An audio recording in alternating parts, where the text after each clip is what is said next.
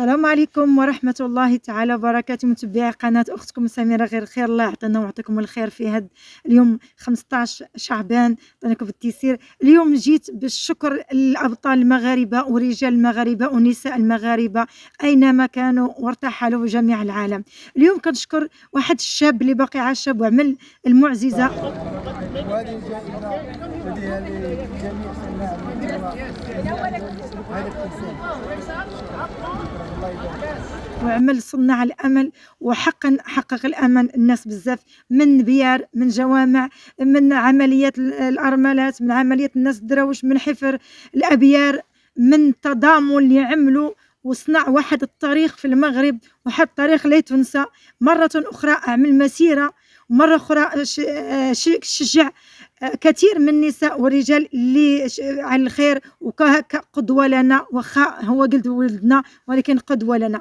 فاش كنبدا ندير الخير كنتفكر أمين إمنير، فاش كنبدا نساعد الناس أو نطلب المساعدة للناس كنتفكر أمين إمنير. نمشي لشي جامع أو مسجد خاصو يصلح أو بير سعيطوا عليه الناس وبغى المساعدة كنتفكر أمين إمنير. شكرا والدي أمير إمنير اللي عملتي المعجزات أيها الفيسبوك الحر، حقا حر وأعمالك حرة أيها البطل المغربي. حقيقة جزاك الله خيرا، وقد ما نشكرك ما غاديش نكمل الشكر ديالك اللي هزيتي الراية المغربية. وشكرا للخارج العربي اللي شجعك وكرمك التكريم اللي فرحنا به، وتعزينا بالتكريم اللي هدوه لك، وكنتي من صناعي الأمل. وحقا صنعتي الأمل وصنعتي تاريخ لا عمره ما يتنسى دائما أبدا. جد ولادك ولادك ولادك غادي يبقى لجد وليداتك وليداتك إن شاء الله، وغيبقى لك واحد الصداقة الجارية اللي دائما ولدي أمنير، دائما ولدي أمين. يا الفيسبوك الحر، أنت والرجال اللي معك، أنت والخياطين، أنت والسدور، أنت اللي صنعوا الخيام، وأنت والناس. وأنا كنشوفك كتلبي وكتقول لبيك اللهم لبيك، وأنا قلبي معاك. تبكيت على ديك وأنا خياطة وماهرة في الخياطة، وكنت نكون معاك من ما كان عندي ظروف أكثر من الشيء اللي توقعوا، وبعيدة أنني كنعيش في النواحي الجبل ودير، ولكن ما قولوا كنت ما عنديش ظروف قاصحه بزاف اللي ما تخلينيش نسافر.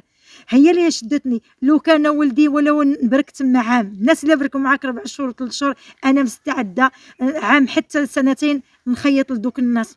وانا الحمد لله في الصاله في يديا والله الحمد، والخياطه كذلك، وماهره في الخياطه. ماشي كنقول راسي انا عارفه قيمه راسي في هذاك الشيء. نتوما كتخيطوا وانا معاكم في الدعاء، وانتم في العمره، وبكيت كنت نقول يا ربي لما كانش عندي هذا الحاجز اللي خلانيش نسافر، لو كنت انا من الناس اللي كيلبيو معهم.